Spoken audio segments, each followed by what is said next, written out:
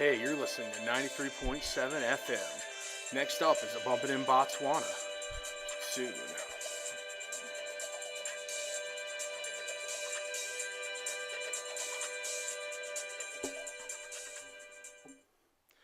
Hey, this is Bumpin' in Botswana with your host, me, Salvador Walken.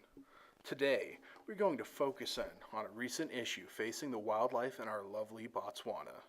Specifically, we are going to be dealing with an issue known as human-wildlife conflict. To help us unpack this issue, today we have conservationist Dr. Frank Au Graten on the show. Allow me to give you some background on Dr. Graten. He has spent the last 30 years of his life dedicated to conservation issues, especially with research concerning the African wild dog, also known as the Lichen pictus. He has conducted many studies into why these creatures are failing to thrive and have been put into the endangered status. Without further ado, here's Dr. Frank Au Graten. Hey, it is great to be on the show, Salvador. I've tuned in several times, so I know this is a place of quality news and entertainment. Thank you, Dr. Graten. It is always nice to have a fan on the show. Feel free to call me Sal. Will do, Sal. Thanks. So today, I want you to help us unpack an issue that our wildlife in Botswana is facing. We know that as long as people and animals have been living near one another, there have been issues between them. Could you give us some more insight into that? Well, just so I make sure that everyone knows what human-wildlife conflict entails, I'll explain.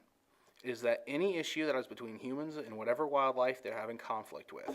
Examples of human-wildlife conflict would be when farmers trap and kill wildlife they believe has been eating their livestock, or when an animal is hit by a vehicle on the road. Does that also include land development, such as when land is cleared for cattle and other things like stores? It would include things like that, yes. That is rather interesting, Dr. Graten. I have a story that you may find interesting as it involves our topic today. Recently, there is some livestock predation reported by the town of Rekops near the Central Kalahari Park. A calf was taken in the night and the farmers lashed out at the wild dog population. Almost 2 whole dens worth of dogs were killed. That is horrible. I'm guessing they did not have any proof. It would not surprise me in the slightest. Even when wild dogs do predate on livestock, it's only due to larger predators, competition, and lack of food. According to my sources, the farmers didn't have proof, and that they just went out the next day after the calf was found dead or missing and began to hunt the dogs down. That's the worst part of the news, is that this is near breeding season. Those dens would have produced 2 to 20 puppies each. We need those puppies to get the species numbers up. They've been in decline for many years. What happened that their numbers began to drop so rapidly, thus putting them in the endangered status? Things such as roads and land development are a big one, as land they need to thrive on is being taken away. Other reasons include being hunted due to many people's views as a pest to livestock industry. Another reason is that back in the 90s, game wardens were known to kill wild dogs on sight, as they considered them to distract from the animals that people wanted to see. That is interesting, Dr. Graten, but now it's time for a brief commercial break. We will continue our conversation on the wild dog and human-wildlife conflict after these messages. 93.7 FM, Southern Africa Radio. Hello, listeners. We're having a competition here on Bumpin' in Botswana. Enter in a picture of your pet to our website at www.southernafricaradio.ca. Once uploaded on the site, your pet will be judged in several categories. These include host's favorite, listener's favorite, and site viewer's favorite.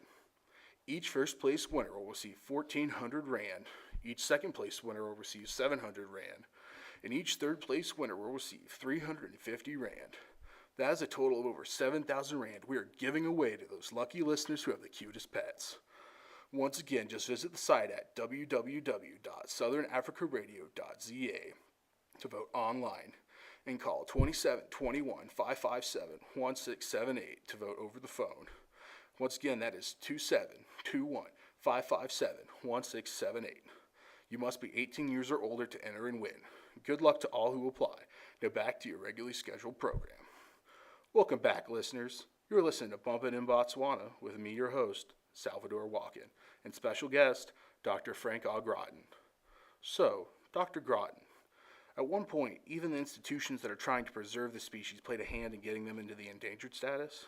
Unfortunately, yes. Fortunately, they have also learned from their mistakes and are trying to do the best they can for the wild dog. What exactly are they doing for the wild dog, Dr. Groton? What strategies are being employed to bring the species back from endangerment? I've heard rumblings, but nothing's been confirmed. What have you been hearing, Sal? At one point, I heard there were talks about using the wild dog in ecotourism. That is something I've heard about as well. In fact, I was involved with several of those talks. In that case, Dr. Groton, could you please explain what exactly ecotourism is and how it will help the wild dog bounce back?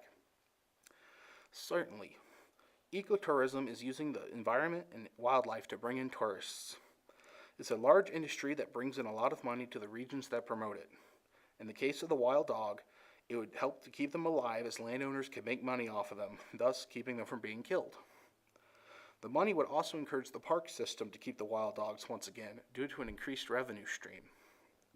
Sounds like a good way to keep the wild dogs alive. Exactly how would the park services show off the wild dogs to tourists? They would get the dogs used to seeing jeeps near the den sites, so that when the visitors come, they would not be frightened away. The species as a whole is very tolerant of humans, so that is a plus for them. These factors together would lead to a very profitable tourist attraction and would help to rebuild the public's viewpoint on these magnificent creatures. That is fascinating, Dr. Groton.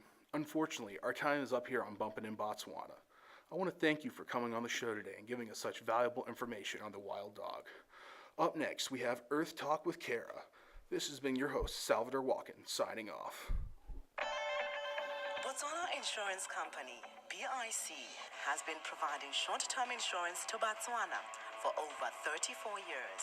Our business purpose is to provide customers with covers to protect themselves against the risks they face in their daily lives. Our products range from car insurance, household insurance, business insurance, and specialized insurance. We are the insurance company in Botswana that is proud to pay claims. Ha o lebeletse Botswana Insurance Company ke company gore e duela di-claim ka bonako thata go gaisa di-insurance company tse dingwe bontsi jwa tsone bo ditswa ko South Africa mo le goreng sengwe sengwe ga te go a referiwa go ya ko South Africa go tswa decision e company ke ya Batswana e decision e dira mo Botswana for Batswana so e nna bo eo ka tsela ntseng yalo. We are served very well and people are happy, smiling and dealing with us very, with great courtesy, which I like. And that's another reason of me coming to BIC. Yes, just recently my car was involved in an accident and I submitted my claim at Botswana Insurance Company. They were very fast in processing my claim. Within a short time, my car was back on the road. BIC. Unsure? Insure. Be sure.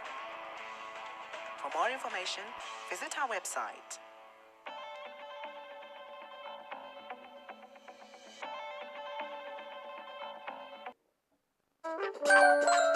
You're listening to 97.3 FM South African Radio.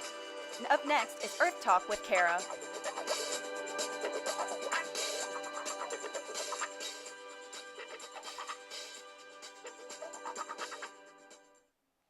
Hello, all you listeners out there.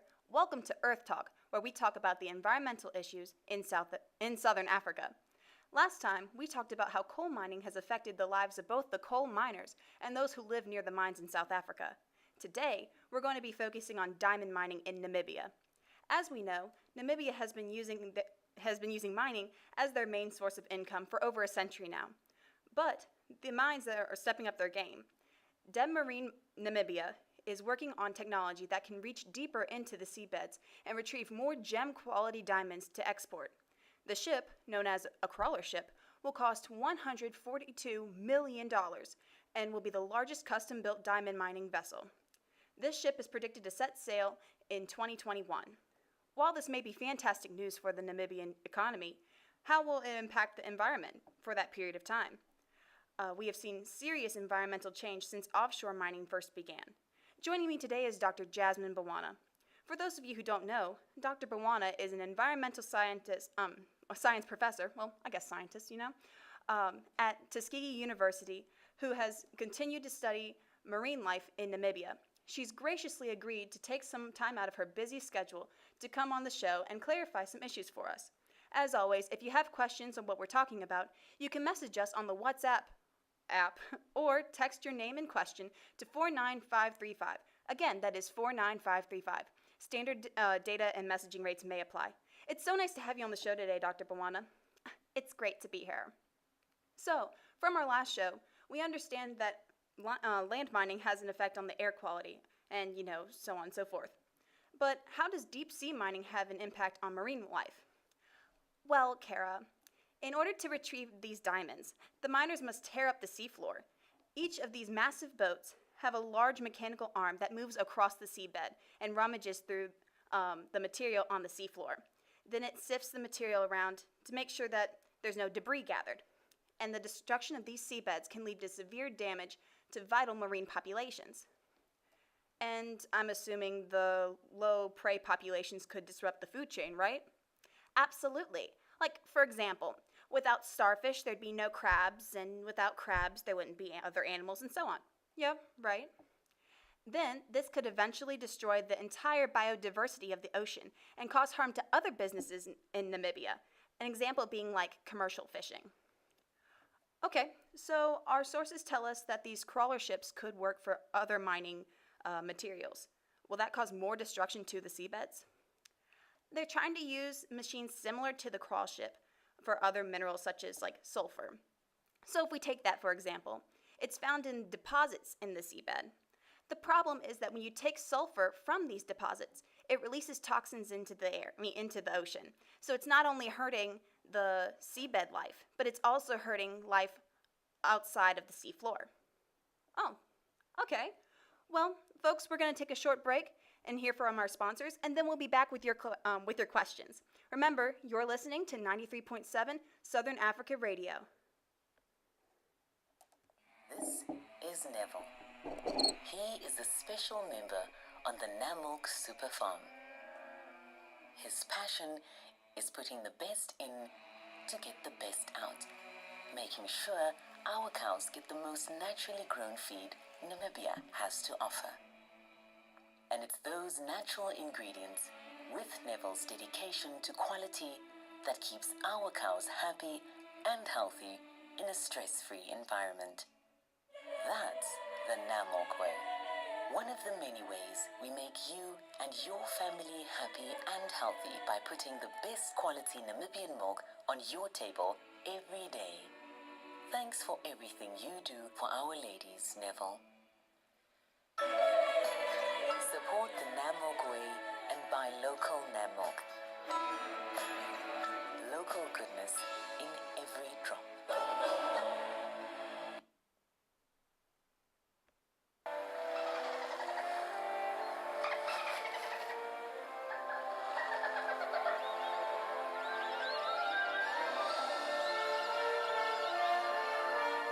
Could this be any more perfect?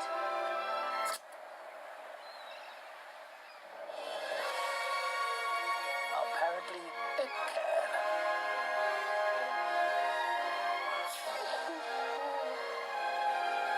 When it's the perfect time for a beer, it's time for the perfect beer. Windhoek. Welcome back, everybody. Thanks so much for staying tuned in. We have some of your questions and comments here about diamonds and mining in general. Are you ready to answer some of these questions, Dr. Bawana? I am. Great. So our first question comes from John from Carisburg.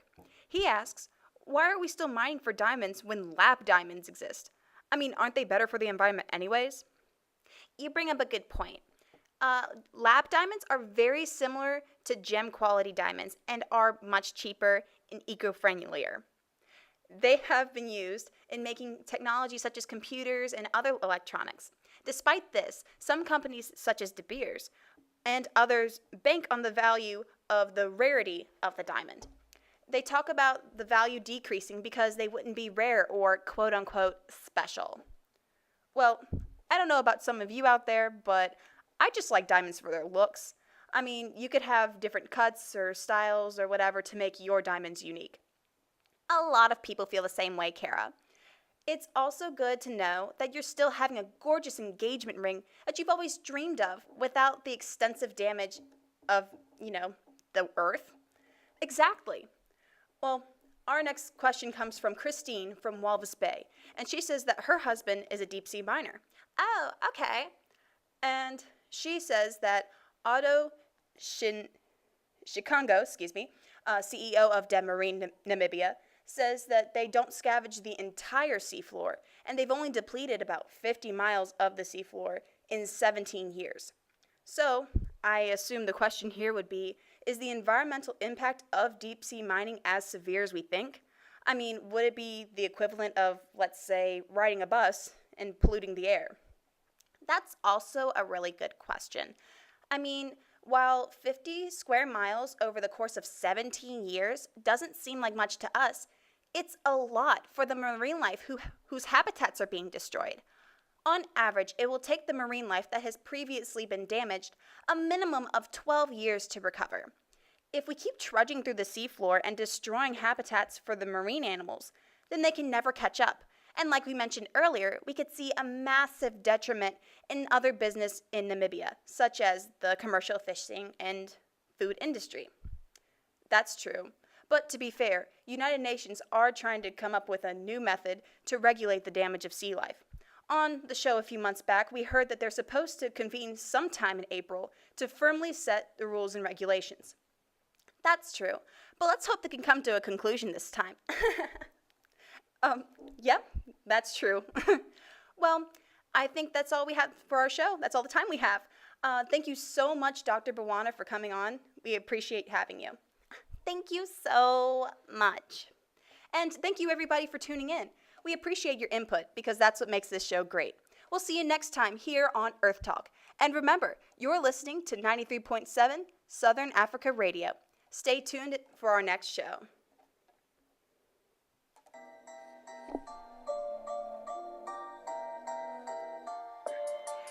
Hello guys, I'm Jay Bex. Tune in Fridays and Saturdays from 9 p.m. to 12 a.m. for Late Night Mix right here on 93.7 Southern Africa Radio.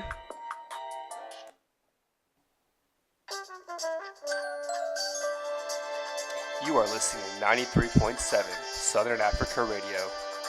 Coming up next, Talking the Business with Keenan.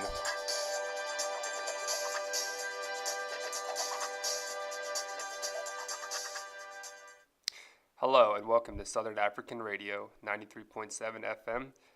Today for our topic, Talking the Business, we will be discussing the country of Zambia, who actually have a great dependence on copper, producing some very impressive numbers. According to mines.org.zm, they produced in the year of 2018 861,946 tons from a projected 900,000 in the year of 2018. Today we will be talking about the current state of one of the copper mining companies in Zambia, Lumwana Mining Company, and we also have a special guest, an expert economist, Sanjay Pumasanji, here to talk with us about it as well. Thank you for being with us here today, Sanjay. We are very happy to have you join us today in our discussion. Hello, my friend. Thank you very much. I am very glad to be here on your show. I would like to say that English is not my first language, so I will be speaking to the best of my ability so your audience can understand me. No worries, Sanjay. Your English is very good, and we are very happy to have you. Before we get started, would you like to tell us a brief overview of yourself? Yes, of course, my friend. I come from Mumbai, India, where I lived until the age of 26. I attended Mumbai University, where I graduated with a doctorate in economics. I currently work as a freelance economist, and I have done countless research on world economics, especially the region of Africa. Okay, great. Thank you for sharing with us. Shall we get started with our discussion? Yes, sure. So today we have the topic of Lumwana Mining Company, otherwise known as LMC, whose current executive director, Nathan Shishamba, has said in a recent interview about the recent concern of their company's ability to return investments to their current stakeholders. The recent concern has brought by the recent changes to the taxes and royalties by the government. These changes include a 1.5% increase in royalties from 3% to 4.5%, and the current tax is 4 to 6% on many exports of copper mines, and is expected to increase between 5 to 8% in the course of this year in 2019, according to Bloomberg.com. What is your view on these changes? Yes, there is a big concern for the changes made by the government for the royalties and taxes. In the last 16 years, the tax has changed 10 times, which is a worrying sign. This will greatly affect how the companies will be able to sustain themselves. I completely agree. During the interview, Nathan talked about finding a mutually beneficial solution for all the parties involved in the current situation. How would you think they could go about doing that? It is very difficult to say, as there has been many changes to taxes and royalties within Zambia, as mineral resources are a depleting resource. It is vital to structure an effective fiscal regime for the mining sector to ensure that Zambians benefit from the mineral wealth their country is blessed with. The solutions would have to come internally with the company by looking how they can improve profits and cut costs, while still being able to agree with the changes to the taxes and the royalties. Yes, it is definitely seen as a complicated situation, as you said, and hopefully a successful solution is found. I think with the vast resources that the country does have, as you stated, they will be able to use that as their focal point for their solution. Now, before we continue, we are going to have a quick word from our sponsors, Zambian Airways, changing the way Africa flies.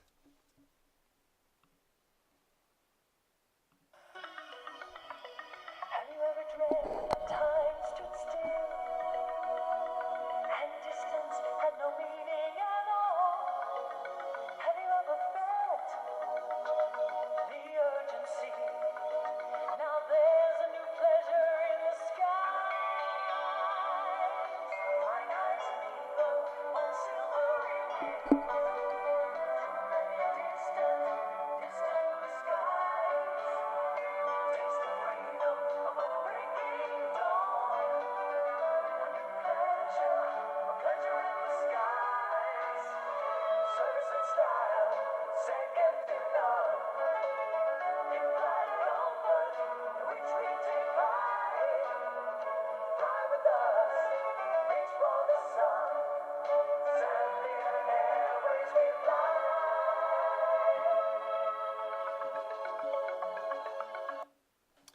And we're back. Once again, you are listening to Southern African Radio 93.7 FM.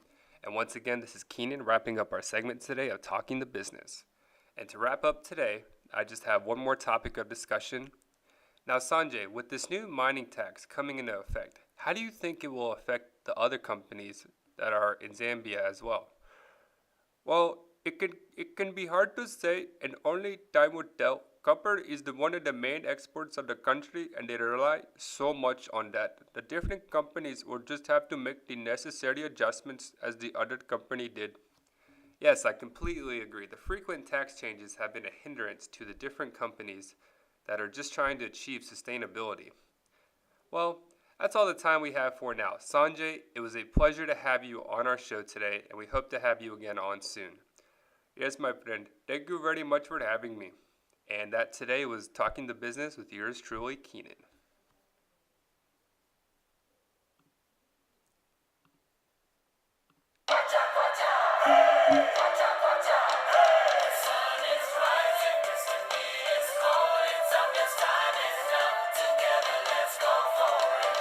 Pick up the phone, my brother. Listen to me, my sister. Let's talk to each other and help one another.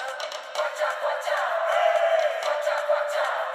This time is now. Together, let's go for it. Send me a message. Go online and find me. Share a great idea with me. Let's work to build a country. Watcha, watcha. Watcha, watcha.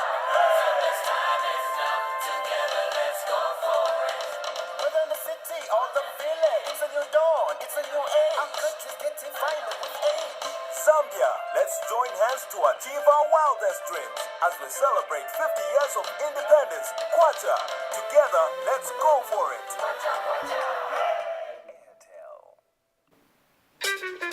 Hello, you're listening to 93.7 FM, Southern Africa Radio. Coming up is Sports with Ez.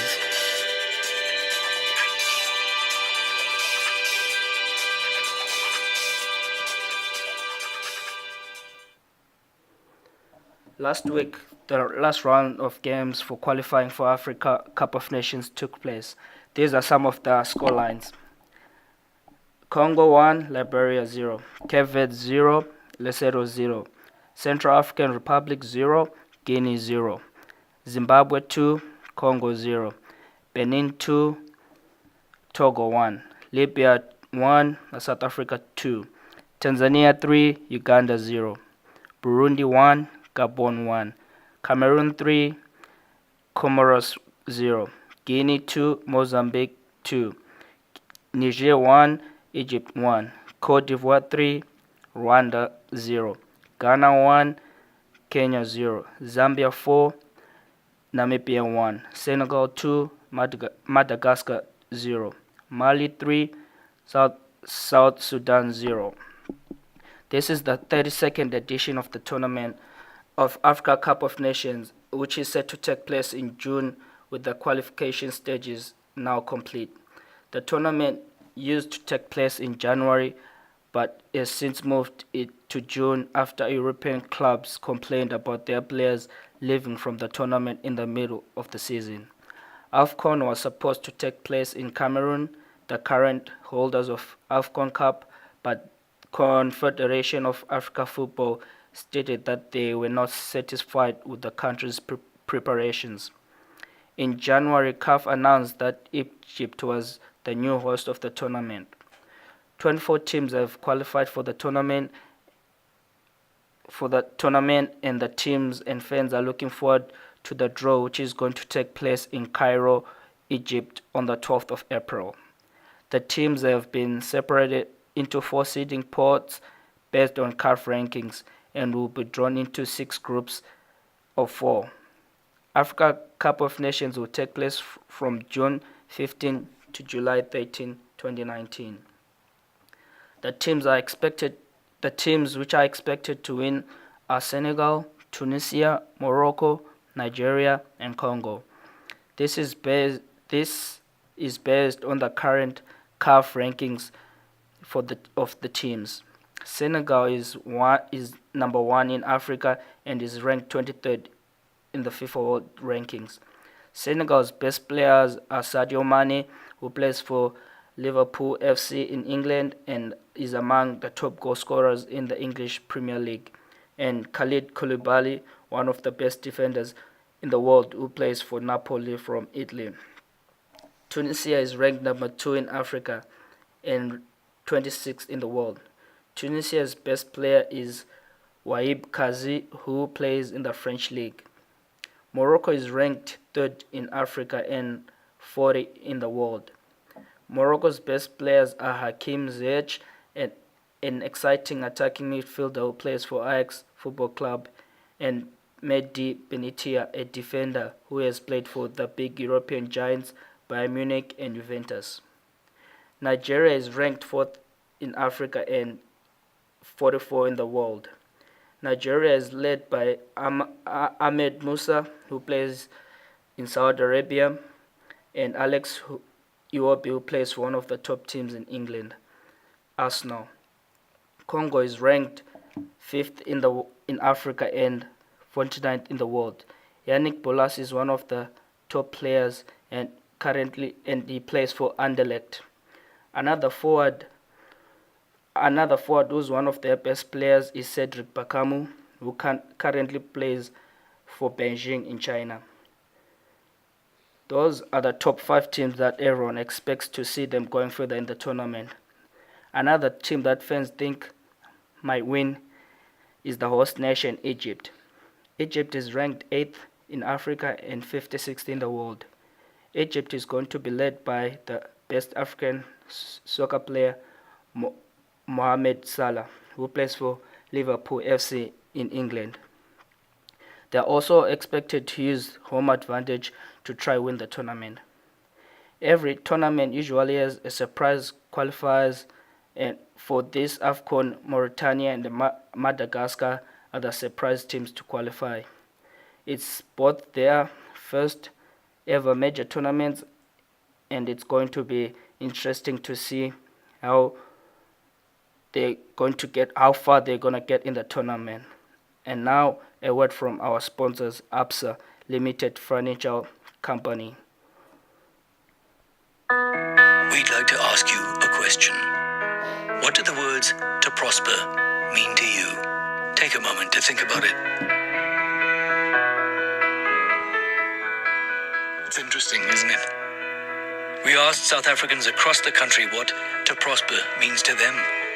We had a lot of answers back, inspiring answers. Invariably, it was about something more than money, often to do with providing for loved ones. Always, it was about wanting to create a better life. We understand. That's why at ABSA, the products we offer, the services we render, the loans we make, and the advice we give are not just there to help you live. They're here for you to prosper. ABSA is a member of Barclays, an authorized financial services and registered credit provider. You're still listening to Southern Africa Radio.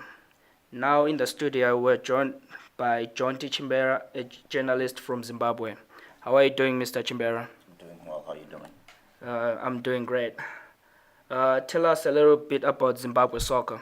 Well, Zimbabwean soccer was formed in 1980, right after independence, and they have 18 teams that play for the championship, and the season starts from April to November, and the winner goes to the CAF tournament, and the second runners-up play for the CAF Confederation tournament as well. Which are the top teams in Zimbabwe, and how are they doing currently?